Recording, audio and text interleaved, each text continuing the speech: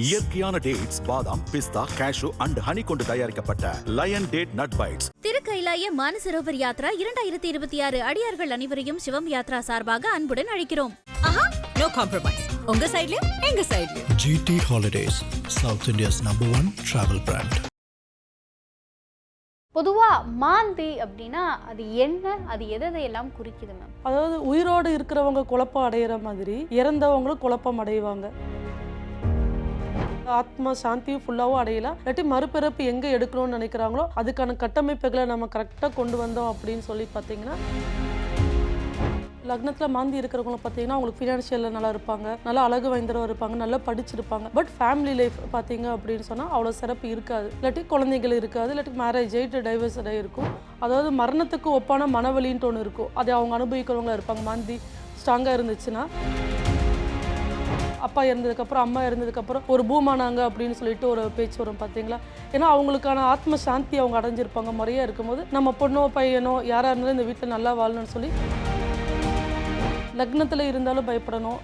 அப்புறம் 2ஆம் ஸ்தானம் குடும்பஸ்தானத்தில் இருந்தாலும் பார்த்தீங்கன்னா வீட்டுக்கு தீராத பிரச்சனைகள் என்றைக்குமே இருந்துகிட்டே இருக்கும். கடை வெட்டுவாங்க தெரியுங்களா, கிராமத்து சைடில் கடை வெட்டுவாங்க. அந்த மாதிரிலாம் விஷயத்தை பண்ணிட்டு இயங்கிட்டு வரும்போது பார்த்தீங்கன்னா அவங்க ஃபேமிலியில் நல்லாவே இருக்கும். இந்த கிடா வெட்டுறது, உயிர் இது எல்லாத்தையுமே தவிர்த்த மாதிரியான சில கோயில்கள் இருக்குல்ல, அப்போ அவங்க என்ன மாதிரியான விஷயங்கள்? அவங்க 3 வகையான பொங்கல், இனிப்பு பொங்கல், சர்க்கரை பொங்கல், பால் பொங்கல், இதெல்லாம் வச்சு ஒரு 21 எலுமிச்சை பழத்தை கொண்டு போய் அந்த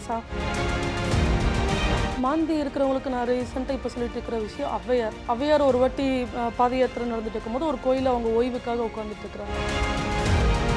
ராமேஸ்வரத்துக்கு போய் திலக்கோமா பண்ணிங்கும் போது மெயினாக நம்ம இவங்களுக்கு பண்ண வேண்டிய விஷயம் நாங்கள் கிரியா யாகத்து மூலிமா கால பைரவ கிரியா யாகம் அப்படிங்கிற ஒரு விஷயத்தை இயக்கி அதுக்கு முறையான பித்ரு தோஷமாகட்டும் அவங்க ஜாதகம் பார்க்கும்போது இந்த விஷயத்தால் தான் இருக்குன்னு சொல்லிட்டு நாங்கள் 48 நாள் இந்த கிரியா யாகத்தை நடத்தி அவங்களோட லைஃப்பில் இப்போ நிறைய பேர் பார்த்தீங்க அப்படின்னா.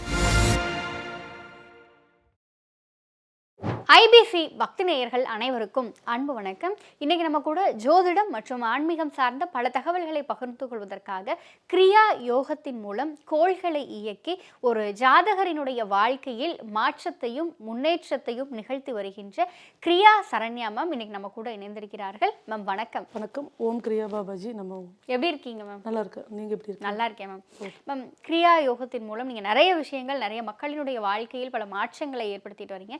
மேம், பொதுவாக உங்கள்கிட்ட நேர்காணலில் நிறைய கேள்விகள் கேட்கறதுக்கு முன்னாடி இந்த கிரியா யோகம் அப்படிங்கிறதன் மூலமாக நீங்கள் என்ன மாதிரியான விஷயங்களை எல்லாம் செஞ்சுட்டு இருக்கீங்க?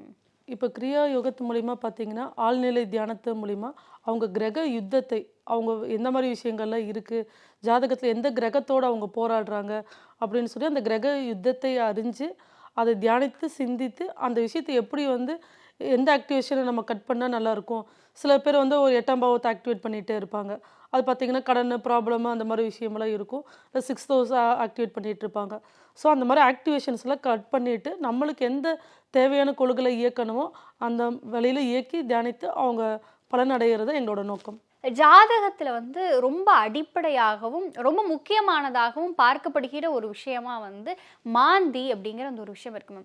முன்னாடி காலத்துலலாம் 9 கிரகங்கள் அப்படின்னா அதை வச்சு மட்டும்தான் பார்த்துட்டு இருந்தாங்க. ஆனால் இப்போ மாந்தி அப்படிங்கிற அந்த ஒரு விஷயத்தையும் ஜாதகத்தில் உட்படுத்தி இன்னைக்கு இந்த மாதிரியான பிரச்சனைகள் இருக்குது அப்படின்றாங்க. இன்னும் சொல்லணும்னா லக்னத்தில் மாந்தி இருந்துச்சுன்னா அது பிரேத தோஷம் அப்படிங்கிற மாதிரியான பல விஷயங்கள் நாங்கள் கேள்விப்பட்டிருக்கோம்.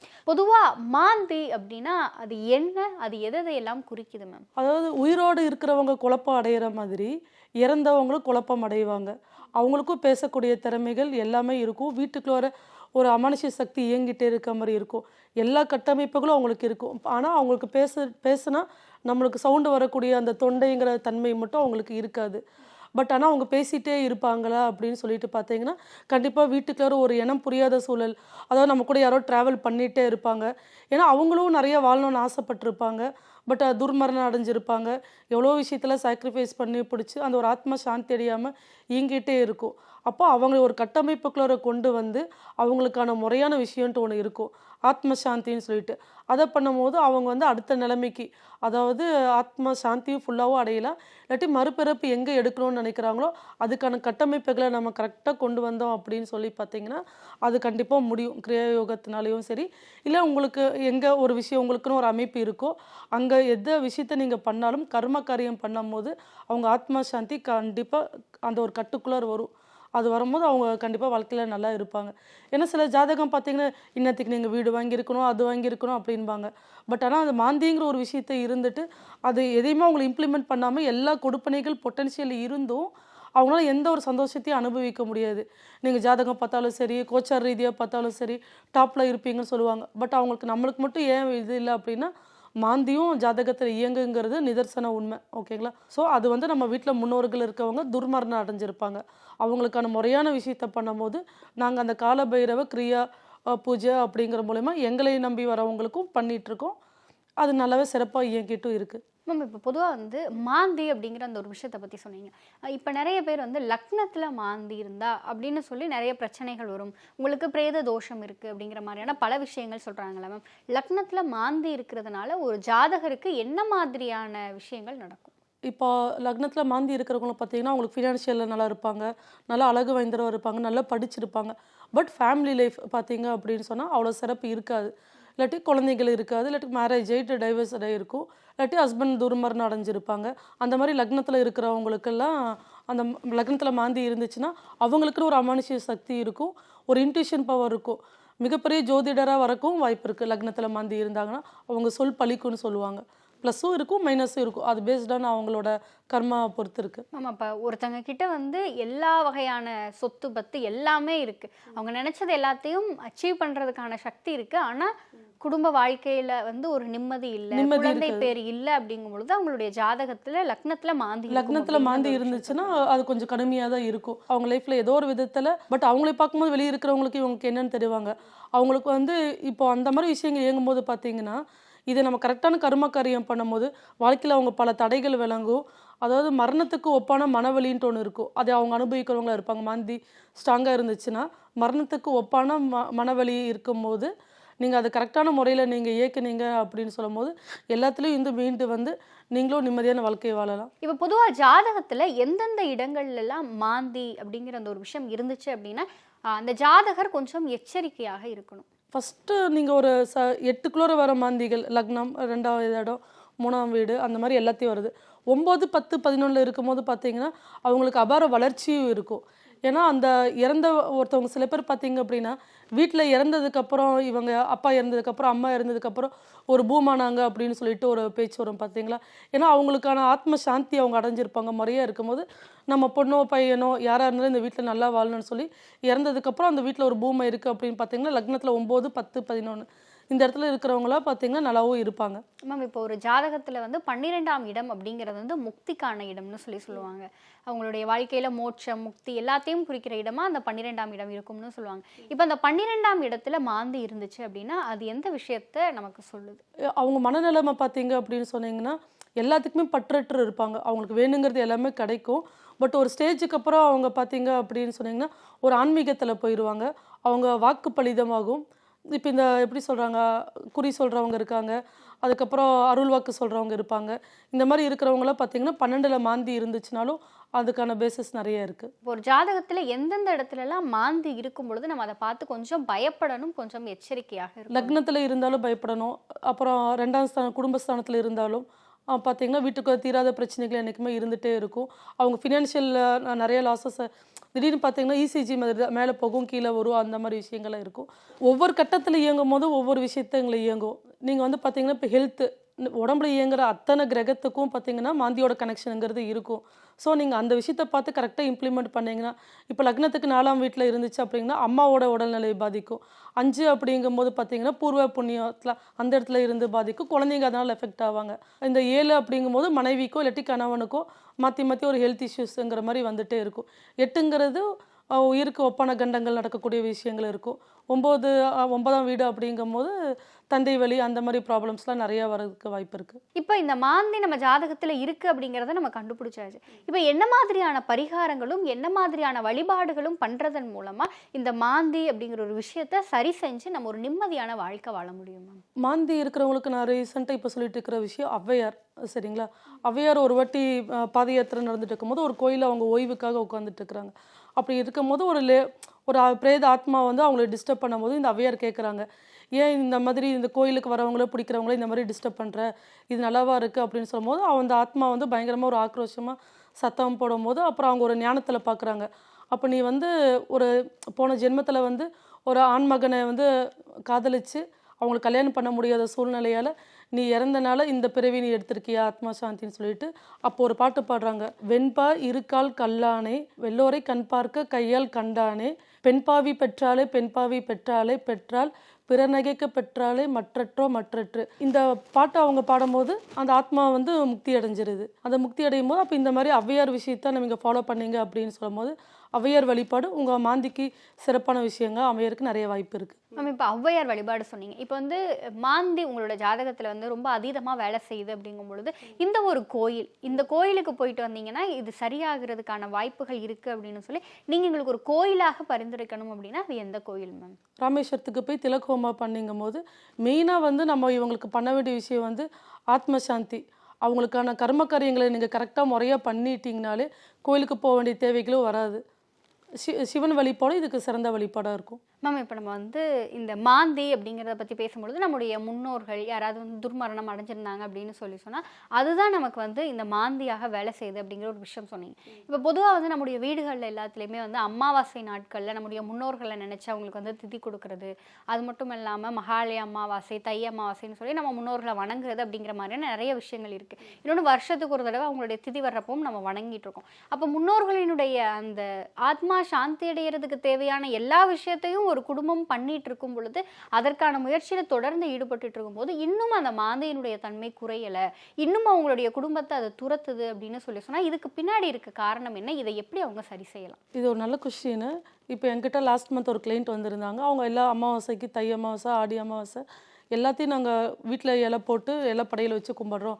அப்படி இருந்து எங்களுக்கு வந்து எங்கள் வீட்டில் வந்து எங்களை யாரும் வாழ விட, சொந்த வீடு தான் அவங்க, யார் எங்கள் மாமியார் இறந்துருக்காங்க, அவங்களால வாழ வைக்க முடியல அப்படின்னு ரொம்ப வருத்தப்பட்டாங்க.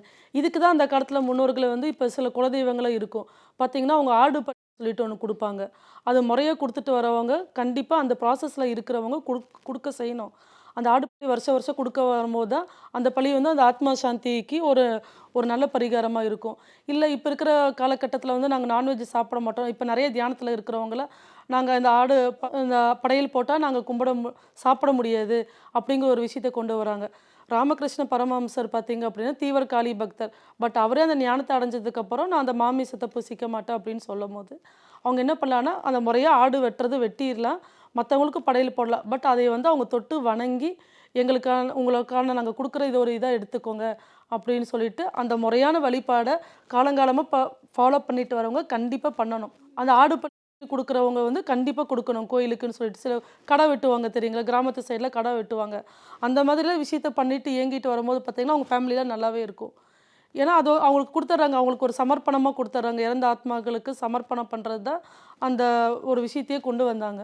ஸோ அந்த விட்டதை மறுபடியும் ஃபாலோ பண்ணும்போது அவங்களுக்கு குடும்பத்தில் நிறைய நல்ல மாற்றங்கள் வரக்கு நிறைய வாய்ப்பு இருக்குது. இப்போ என்ன அப்படின்னா ஒரு சிலருடைய குலதெய்வங்கள் அப்படிங்கிறவங்க வந்து இந்த கெடா வெட்டுறது, உயிர் இது எல்லாத்தையுமே வந்து தவிர்த்த மாதிரியான சில கோயில்கள் இருக்குல்ல மேம், அப்போ அவங்க என்ன மாதிரியான விஷயங்கள்? அவங்க 3 வகையான பொங்கல், இனிப்பு பொங்கல், சர்க்கரை பொங்கல், பால் பொங்கல் இதெல்லாம் வச்சு ஒரு 21 எலுமிச்சை பழத்தை கொண்டு போய் அங்கே சாமிக்கிட்ட வச்சு அதில் ஒன்றை மட்டும் சாமிகிட்ட கொடுத்துட்டு 20 வீட்டுக்கு ரிட்டர்ன் வாங்கிட்டு வந்து அதில் ஒரு லெமன் ரைஸ் பண்ணி ஒவ்வொருத்தருக்கும் ஒரு 10 ரூபா வச்சு அந்த லெமன் ரைஸை தானம் பண்ணும்போது உங்களுக்கு அதுவும் ஒரு சிறந்த பரிகாரமாக விளங்கும். அப்போ இந்த மாதிரியான விஷயங்களை நம்ம தொடர்ந்து பண்ணும் பொழுது நம்முடைய முன்னோர்களினுடைய அந்த தோஷம் அப்படிங்கிறது நம்ம கண்டிப்பாக இப்போது அந்த காலத்துலலாம் பார்த்தீங்க அப்படின்னா ஒரு கோயிலுக்கு போனால் தேங்காய் வெட்டணும்னு சொல்கிறாங்க. அந்த தேங்காய் வெட்டுறதுலேயே எவ்வளோ ஒரு சயின்டிஃபிக் அடங்கியிருக்கு. ஏன்னா அந்த தேங்காய் வெட்டும் போது அந்த சவுண்டு கேட்கும் போது அந்த டப்புன்னு ஒரு சவுண்டு கேட்குது பார்த்தீங்களா, அது நம்ம மூளையில் இருக்கிற சகசர நம்ம ஆக்டிவேட் பண்ணும். ஓகேங்களா, அப்போ ஒரு தெளிவு கிடைக்கும். இப்போ மனசு சரியில்லை, கோயிலில் போய் தேங்காய் உடைச்சிட்டு சாமி கும்பிட்டு வரலாம் அப்படின்னு சொல்லும் போது அந்த காலத்தில் எல்லாமே ஒரு கனெக்டடோட தான் வச்சுருக்காங்க. இது வந்து ஜென்ஸ் மட்டும்தான் உடைக்கணுன்ட்டு அவசியம்லாம் கிடையாது, எல்லாத்துக்கும் எல்லாமே போய் சேரணும் அப்படிங்கிறத விஷயம். லேடிஸ் கூட அப்படி தான். இப்போ கோயிலில் போய் மாலை நம்ம போடுறோம், சாமிக்கு மாலை போடும்போது நம்ம ஈகோவில் மாலையை போட்டு நான் உன்ட்ட சமர்ப்பிக்கிறேன், என் வாழ்க்கையில் நல்லது கொடு அப்படின்னு சொல்லி வேண்டுறது மட்டும்தான். எல்லாமே ஒரு கனெக்டடாக கொண்டு வந்த விஷயம் இப்போ எல்லா இடத்துலையும் மிஸ் ஆகுது. இப்போது நம்மள கேலண்டர் பார்க்குறோம், நம்மளுக்கு இன்றைக்கி ஏகாதசி அப்படின்னு சொல்லிட்டு தெரியுது. பட் குருவாயூரில் ஒரு யானை இருந்திருக்கு, ஓகேங்களா? அந்த யானை ஒவ்வொரு ஏகாதசி அன்னைக்கும் பார்த்திங்கன்னா சாப்பிடாது, விரதம் இருக்கும், ஃபுல்லாக விரதம் இருக்கும். அதுக்கப்புறம் அந்த யானை தவறினதுக்கப்புறம் அவன் அந்த உருவத்தையே கோயிலுக்குள்ளேயே வச்சு அதையும் வணங்கிட்டு தான் வராங்க.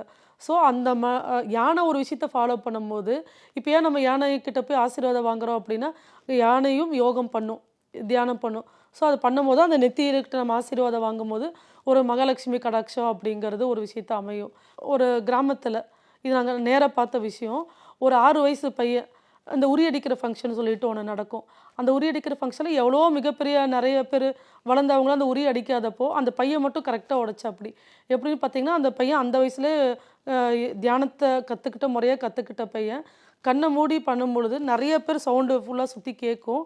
பட் அந்த சவுண்ட்லேருந்து எல்லா டிஸ்ட்ராக்ஷனையும் அவாய்ட் பண்ணிவிட்டு அவங்க அம்மாவோட சவுண்டு மட்டும் கேட்கக்கூடிய திறன், தியானத்தோட சிறந்த ஒரு இதே வந்து நம்ம என்ன விஷயத்தில் ஃபோக்கஸ்டு பண்ணுறோம் அப்படிங்கிறத பொறுத்து தான் இருக்குது. அவங்க அம்மா சவுண்டு கேட்க கேட்க அந்த பையன் கண்ணை மூடிட்டு வந்து கரெக்டாக நில்லு அப்படின்னு சொல்லிட்டு அந்த நிற்கிற இடத்துல நிற்கிறப்படி, இப்போ தூக்கி அடின்னு சொல்லும்போது கரெக்டாக அடிக்கிறப்படி. அப்போ அந்த 6 வயசு பையன் ஒரு தியானத்து மூலிமா இவ்வளோ பலன் அடைஞ்சிருக்கும் பொழுது எல்லாரும் பண்ணலாம். இது வந்து சாத்தியமே, இது சாத்தியம் இல்லைன்னு சொல்ல முடியாது. ஏன்னா இப்போ குரங்குலேருந்து மனிதர் வந்தாங்க.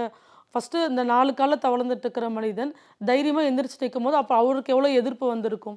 பட் ஆனால் எந்திரிச்சு நிற்கும் போது தான் மனிதராகிய நம்ம உருவாக்கப்படுறோம்.